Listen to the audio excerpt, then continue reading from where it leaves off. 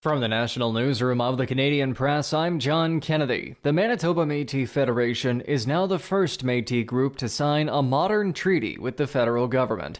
The signing ceremony formally recognizes the government of the Red River Métis, but doesn't lay out specific rights around healthcare, harvesting, or land. Manitoba Métis Federation President David Chartrand says those aspects of the treaty will be negotiated later with the federal government. The ceremony came after Federation members voted overwhelmingly in favor of the agreement last year during an assembly. Fans hoping to see the world's top women's skiers compete next week in Quebec are out of luck as the PWC Tremblant World Cup has been cancelled due to warm weather. The Canadian Press reporter Lisa Laporte says the decision was made carefully. International Ski and Snowboard Federation race director Peter Girdall says it hasn't been cold enough in Mont Tremblant to produce the necessary snow coverage. He says athlete, staff, and volunteer safety is at the heart of the decision. The races were scheduled for December 7th and 8th, and organizers say ticket holders will get an automatic refund over the next few days, while those who booked stay will be contacted about their reservations. While U.S. President-elect Donald Trump says his meeting with Justin Trudeau was productive, it's unknown if the incoming president has had his concerns addressed. The in-person meeting follows Trump's threats to impose 25% tariffs on all imports from Canada and Mexico unless the two countries stop illegal border crossings and prevent illicit drugs from entering the United States.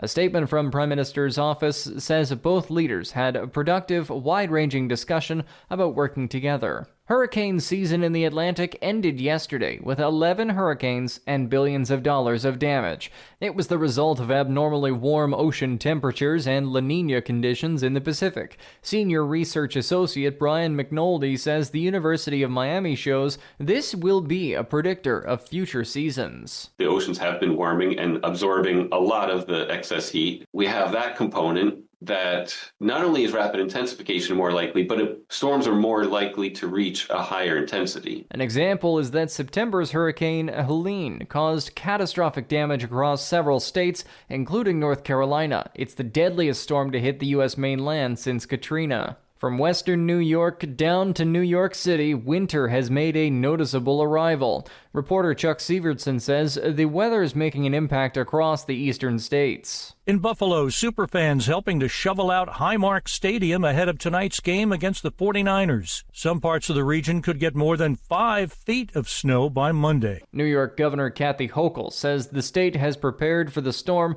for days by deploying snowplows and thousands of workers while consulting with utility providers. This is the Canadian Press.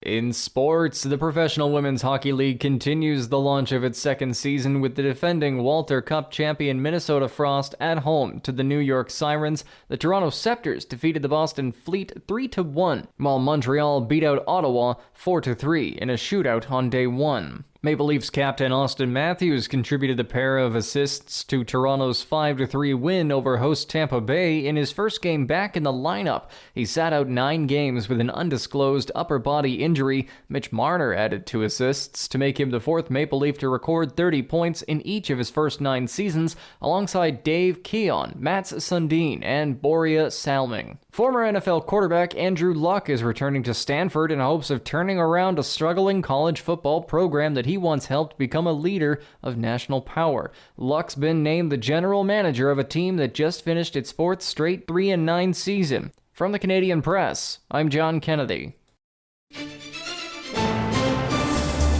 Thanks for listening. Don't forget to follow and subscribe. For more of today's top stories, visit thecanadianpressnews.ca.